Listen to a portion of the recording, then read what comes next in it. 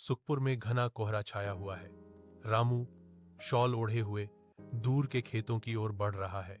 उसका सिलहूट धुंध में गायब हो रहा है। मोहन कांपता है। उसकी सांस ठंडी सुबह की हवा में धुंधली हो जाती है। माँ, क्या मुझे सच में स्कूल जाना होगा? ठंड लग रही है। सीता's वॉइस रिंग्स विद रिजॉल्व।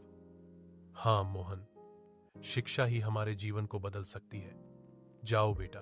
छत पर रामू, सीता और मोहन बेचैनी से सोते हैं। विशाल रात के आकाश के नीचे लगातार मच्छरों को भगाते हुए सीता की आंखें स्वर्ग की तलाश करती हैं।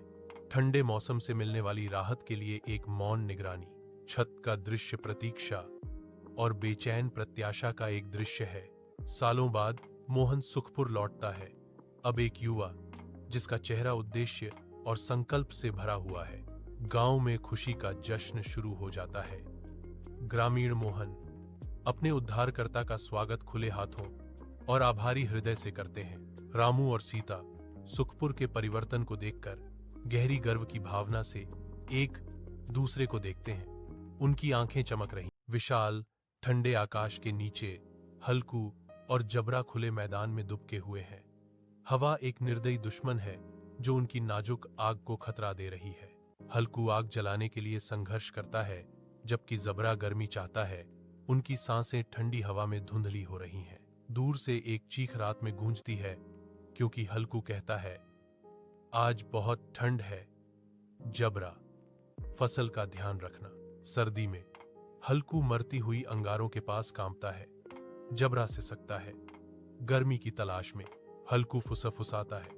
उसकी आवाज कमजोर है, जो होगा वही होगा। मेरा शरीर अब और बर्दाश्त नहीं कर सकता।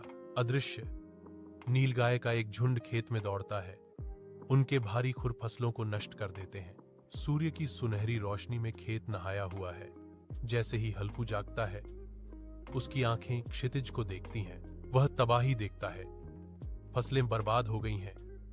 उसका भाव एक मुखौटा है, क्योंकि वह कहता है, चलो अब रखवाली की चिंता तो नहीं रहेगी। हल्कू धीरे से जबरा को छूता है। उसके ऊपर उदासी और राहत की लहर दौड़ जाती है। तूने पूरा साथ दिया जबरा।